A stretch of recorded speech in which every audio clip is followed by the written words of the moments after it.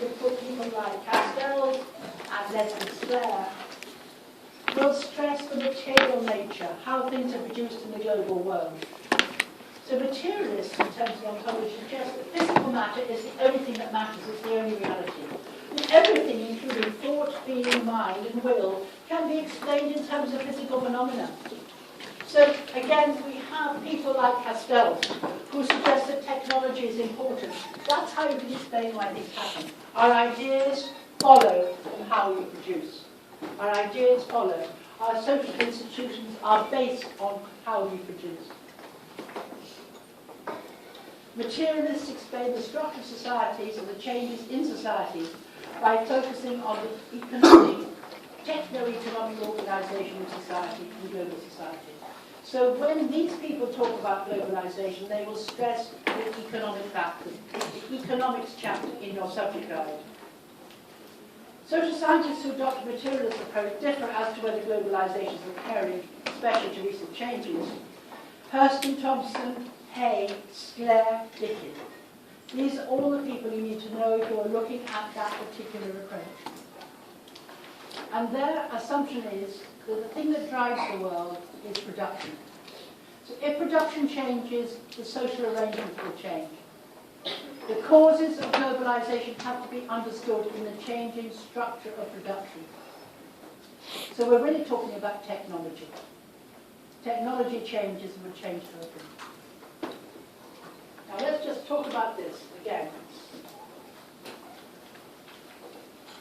The materialist is in a Marxist perspective, most of you done here, and you want to write this, forces of production. What are the forces of production?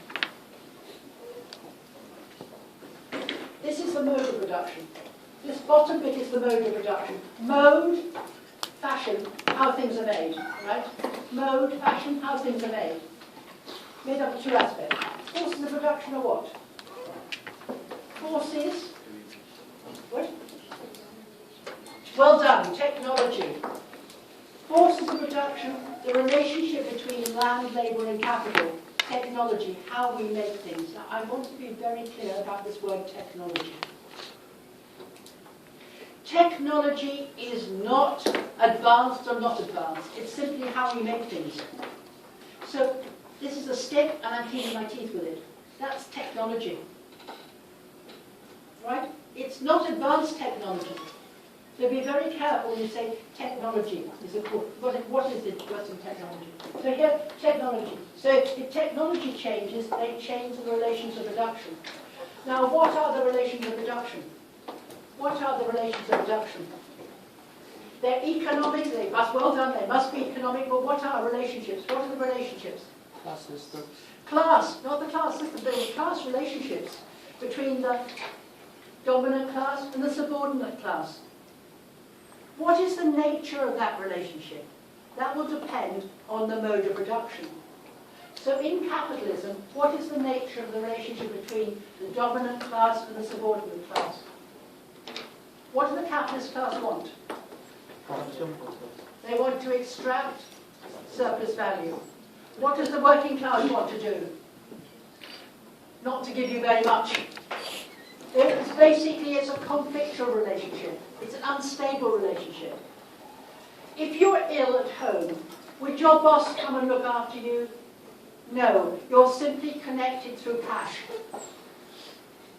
So the nature of the relationships here are determined, are created by the forces of production. That means how things are made. So you look at Singapore society.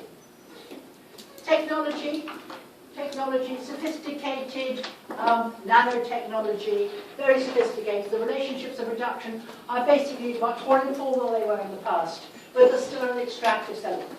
Now, everything else, this will change, this will change, we want to change society. So, in this society, what do we have? The family will change. The education system will change because the relationships here have changed. So when I first came here, very few people went to university.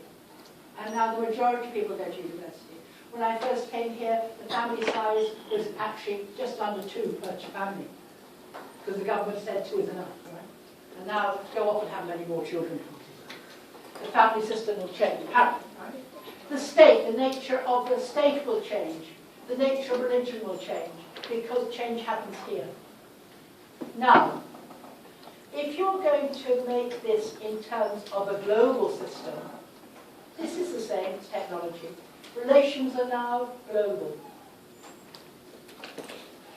It's a transnational capitalist class, the transnational working class, right? Mobility of the working class, migrant labour. So that will determine everything else. So everything else in society will turn outwards. The state will have to become a transnational state. The family will have to be able to be mobile. The state will have to be porous because society has changed. This is the assumption of Leslie Sklair, all right? Because he's talking about transnationalism. So you've got to be very clear when you're talking about changes to see how this works in Leslie Sklair. Right? This is Leslie Sklair. This guy is lovely. He's the most fearsome lecturer I've ever had. He's terrifying. He taught me. He's now retired. He has been one of the first people talking about this, but he doesn't talk about globalization so much as simply about transnationalism. As he taught at LSE for quite a long time. According to Sklair, here, globalization should be seen as a new phase in capitalism. A new phase of capitalism. Right? It's still capitalism, but it's capitalism on a global scale. And look what he's suggesting, how he describes it. One that transcends the unit of the nation state. Transcends? What's another word for transcends? Transcends? Transcendence, above. Transcendence, above. It's above the nation state. So capital is transformed. The state is transformed. The state is no longer hegemonic. Right? Decisions made by these companies are so powerful that the nation state is losing its power. And he explains that in terms of the nature of capitalism.